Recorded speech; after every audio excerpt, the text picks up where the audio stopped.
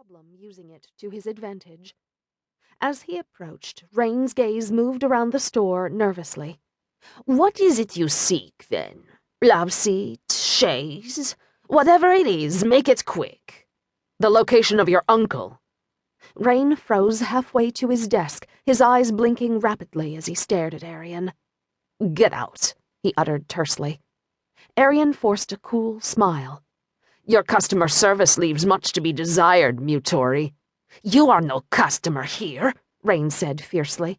"Only a pest that wishes to infect and destroy." Eyes down, he made a beeline for his desk, but Erion shot past him and blocked his way.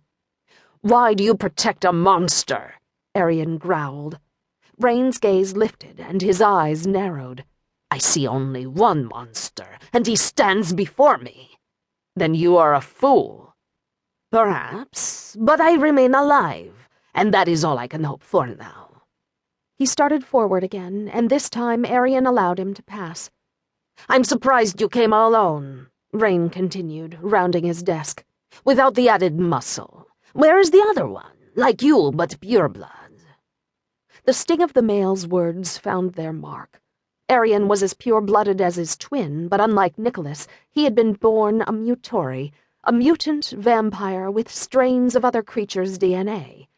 Granted, the Romans and the Mutori were all children of the breeding male, the genetically altered vampire monster, but mistakes like him weren't used, weren't even deemed worthy of breath.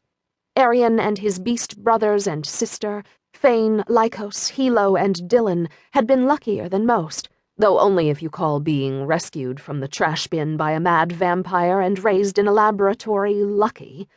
Erion wasn't sure what he called it, or whether the life he'd led thus far had been worth saving. Jury was still out, as Alexander was.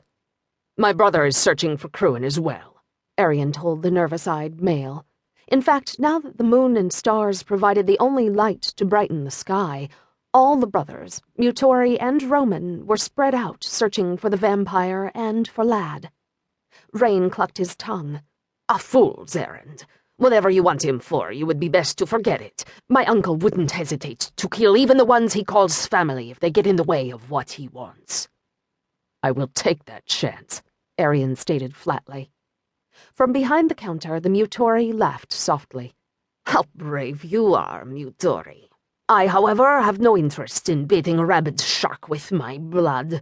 My death weighs heavily on my mind, and my family's at all times."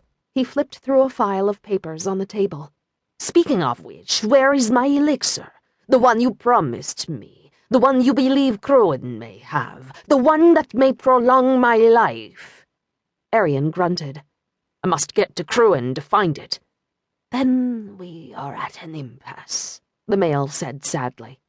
"I don't know where he is.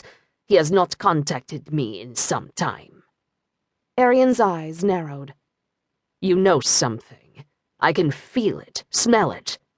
The male lifted his head, locked eyes with Erion. For one moment he looked the true reptile his shifter genes carried. Scales appeared on his face and neck, and between his teeth a forked tongue darted out. "Yes, you know something," Erion hissed. The reptile retreated on a gasp and left the shell of a bereft-looking male with deep fear in his eyes. The demon inside Erion, the lion-like animal that clawed to get out, growled with possessive ire. "Cruen took something that belonged to me." "What? Your dignity?" Rain sighed. "Welcome to my universe." "A ballast." Rain stilled, his gaze holding Erion's tightly, curiously. "Why would he take a ballast?" "It belongs to me." The words took a moment to sink in. "It?" Rain looked horrified. "He," Erion said gruffly. "A boy. He belongs to me." The words were strange on his tongue. It had been a mistake, the boy's conception. After learning of Nicholas's existence, Erion had been watching his twin for some time, was so curious about his brother's strange relations with women.